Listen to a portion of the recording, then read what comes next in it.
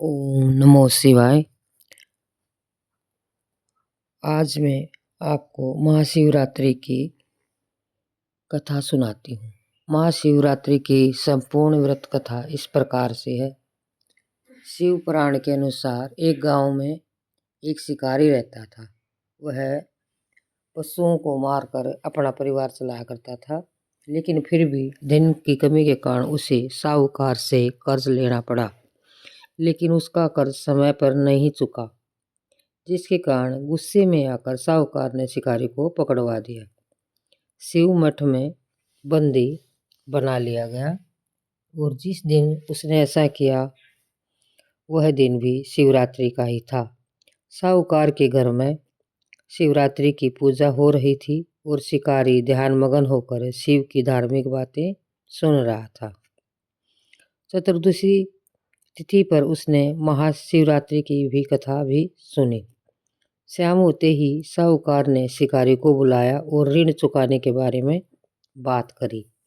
शिकारी ने अगले दिन पूरा ऋण लौटाने का वचन देकर खुद को उससे बंधन से छुटा लिया। रोज की तरह शिकारी जंगल में शिकार के लिए निकला, लेकिन साहूकार का बंदी रहने के कारण वह कुछ भी खा नहीं पाया। न खाने को मिला न पीने को। ऐसे में वह बहुत दिनों से दुखी था। शिकार करने के लिए वह एक तालाब के किनारे खड़े बेलपत्र के पेड़ पर अपने लिए पड़ाव बनाने लगा, बैठने की जगह बनाने लगा। और उस पेड़ के नीचे शिवलिंग था जो बेलपत्रा से ढका हुआ था। शिकारी को उस शिवलिंग के बारे में पता ही नहीं था। अपने पड़ाव को बनाते समय उसने टहनियाँ तोड़ी और संयोग से वो उस शिवलिंग पर गिर गई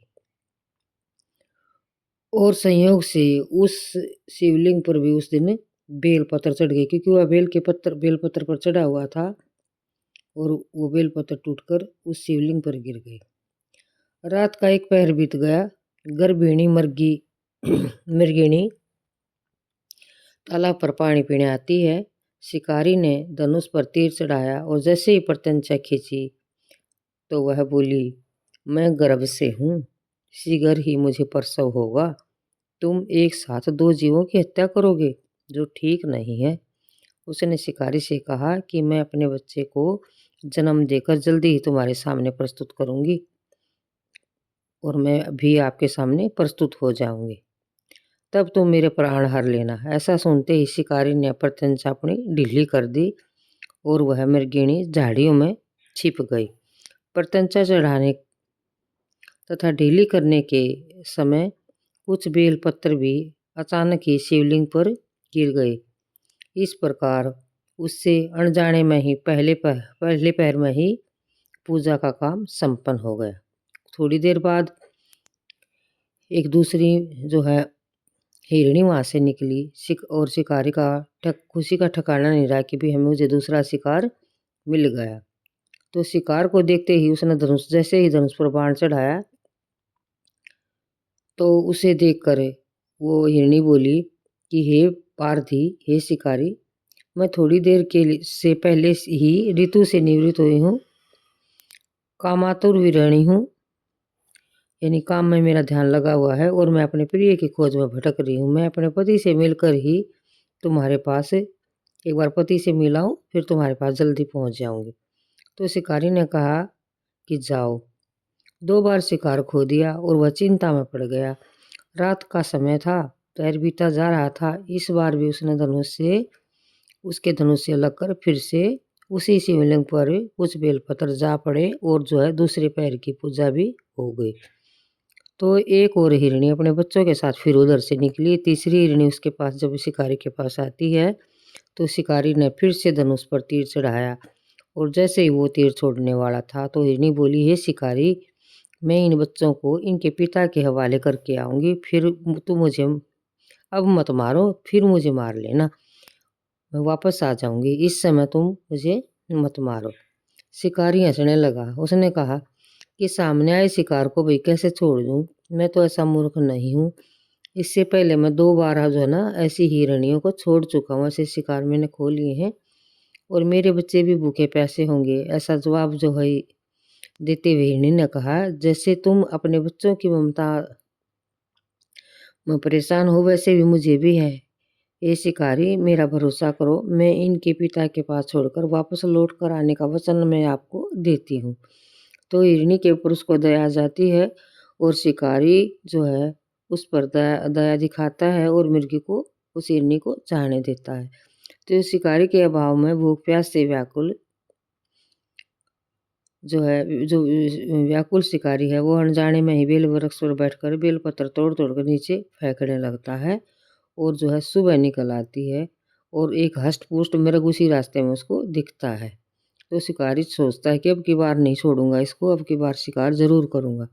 शिकारी ने अपनी प्रत्यंचा तानी और उसको देखकर, मृग को देखकर बोला मृग कहता है उसको कि हे शिकारी, तुमने मुझे पहले आने वाली तीन जो हिरनियाँ थी उसके बच्चों को मार डाला है, तो मुझे भी मारने में देरी मत करो, क्योंकि वहाँ 3 हिरनियाँ गुजर चुकी थी जिनको उसने छोड़ दिया था। तो कहता है कि उनको तो तूने मार दिया है, अब तुम मुझे भी मार देना, नहीं तो मैं जो है ना उनके दुख में मैं खुद भी मर जाऊंगा, ताकि मुझे उनके वियोग में एक क्षण का दुख भी सहन ना करना पड़े, क्योंकि मैं उन हिरनियों का पति हूँ। यदि तुमने मुझे जीवन दान दे दिया तो मुझे एक क्षण भी, यदि तुमने उन्हें जीवन दान दे दिया हो तो मुझे भी एक एक पल का जीवन दान दे दो, मैं उनसे मिलकर ही तुम्हारे सामने प्रस्तुत हो जाऊंगा। मेरे की बात सुनते ही शिकारी ने सोचा, पूरी रात घूम गया, उसने सारी बात जो है उस मेरे को बताता, उस हिरण को बताता कि भाई इतनी हिरनियाँ मेरे पास आई थी और मैंने उनको सबको छोड़ दिया। तो वो हिरण क्या कहता है कि मेरी पत्नी है जिस प्रकार प्रतिज्ञा करके गई है ना आपके सामने, तो मेरी मृत्यु से पहले अपने धर्म का पालन नहीं कर पाएंगी, अतः तुमने उन्हें विश्वास पात्र मानकर छोड़ा है, तो वैसे ही मुझे भी जाने दो, मैं उन सब के साथ तुम्हारे सामने उपस्थित हो जाऊंगी। क्योंकि तीनों को छोड़ दिया, तीनों अपने पति से ही मिलने गई है, यदि आप मुझे मार देंगे तो वो फिर मिलेंगी किससे, और उनका वचन झूठा हो जाएगा, इसलिए आप मुझे एक पल के लिए छोड़ दीजिए। हम जो है तीनों, मेरी पत्नी और मैं, चारों के चारों आपके पास जो है प्रस्तुत हो जाएंगे। तो शिकारी ने भी जान दिया भाई। इस प्रकार सुबह हो गई। व्रत, उपवास, रात्रि जागरण तथा शिवलिंग पर संयोग से बेलपत्र चढ़ाने से अनजाने में ही सही शिकारी की भी शिवरात्रि की पूजा पूरी हो गई।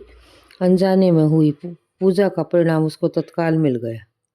शिकारी का हिंसक हृदय निर्मल हो गया, क्योंकि वो शिकार करके ही अपना काम चलाता था। अब उसका हृदय निर्मल हो जाता है और वो जो है भगवत भक्ति में लग जाता है।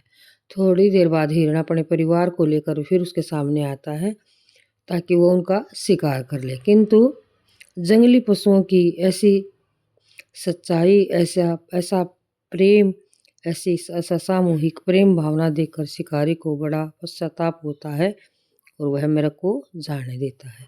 अनजाने में ही शिवरात्रि के व्रत का पालन करने पर भी शिकारी को मोक्ष की प्राप्ति होती है।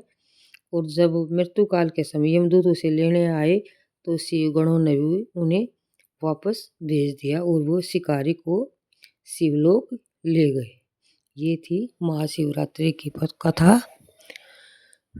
जय भोलेनाथ, जय शिव जी।